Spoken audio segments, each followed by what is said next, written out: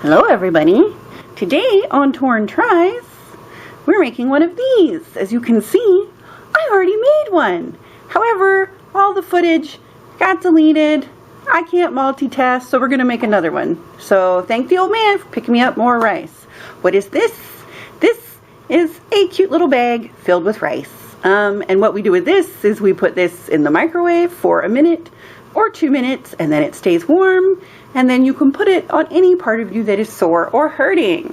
The other nice thing about it being filled with rice is that you can also put it in the freezer and use it as a cold pack. So multi-purpose. So for today we need fabric. I have this beautiful vintage fabric that my grandma found.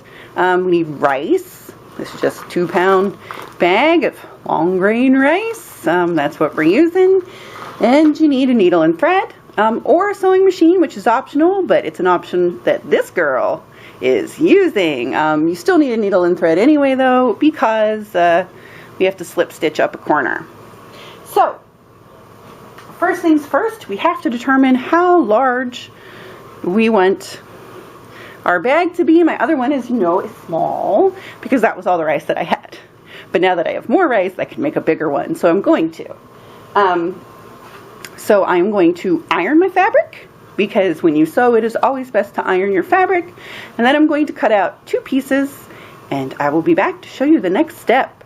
Alrighty, we have 2 pieces of fabric in the size that I want. How did I determine the size? I laid the rice bag on there. Now, we're not going to get all of this rice into this, because of course, you know, when we sew it in, it will shrink the size a bit, not to mention that, as you can see. But that's a good general, I want it about yay big.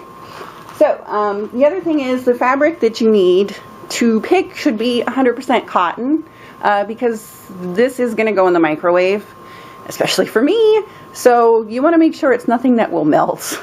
So, just go with cotton. So, what we're going to do is take one side and put it on top of the other side and pin it, because we are going to sew it shut. Basically, think of this as like a rice pillow. You can see my cutting skills, as always, leave a bit to be desired, but hey. It is important when pinning to know which side your sewing machine goes on, kind of thing. I don't know. So I'm going to start at the corner and pin my fabric together. I am a proponent of, you can never have too many pins, because then your fabric won't move. So yeah, so I'm just going to pin everything together. BT Doves, if you can find one of these pin cushions, yeah. If you are going to sew at all, you really need one. I like the wrist pin cushions the best. That's just my jam. So let me get this pinned, and then we will hit the sewing machine. As you can see, we are all pinned all around the perimeter.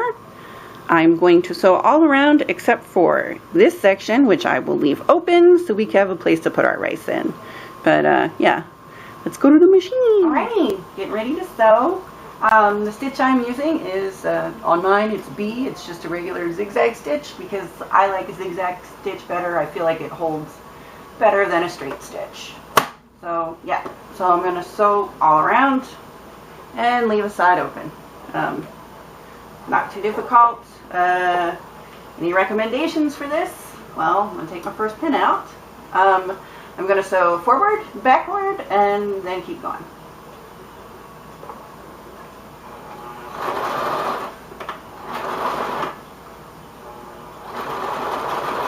At the end, and I did the backwards and forwards again.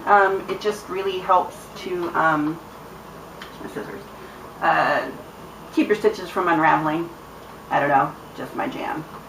Before anybody asks me about seam allowances and stuff, I just run the edge of my fabric against my presser foot. I'm not real good at seam allowances, so I can't tell you. But basically, we now have a pillowcase that is almost sewn completely shut. And we leave this open, of course. We're going to turn this right side out. Oh, I left a really small hole. That's okay. I can get it.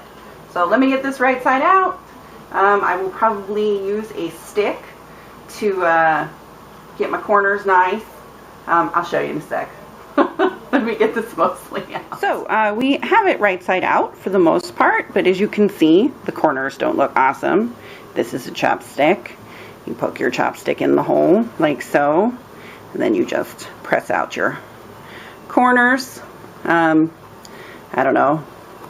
I can't remember where I learned this. Home ec class maybe? Could be, but see, that corner's out. Yeah, it's got to have been home ec. Polly Sargent at Chester Junior High taught me how to sew. So, any hoodles, last corner done, maybe. There we go. Okay, so as you can see, we now have, it's not quite popped out real awesome, but basically it's a pillowcase. And now we're going to fill it with rice. So how do we get the rice in there? Well, easy. Oof. You know what? I think I'm going to hit it with an iron one more time before I put the rice in. So let me hit it with an iron, and then I'll be right back to show you how we get the rice in there. Okay, how do we get this into here? And as you see, because of my not knowing seam allowances, it is considerably smaller, but this is the size I want. So we need a funnel. This is made out of the top of a 2-liter bottle of soda, but it makes a great funnel, and hey, recycling. So I'm just going to put that in there. See if I eyeballed the hole correctly, that it would just fit. It does. And now we're going to pour the rice in. Of course, that means I got to snip the side of the bag.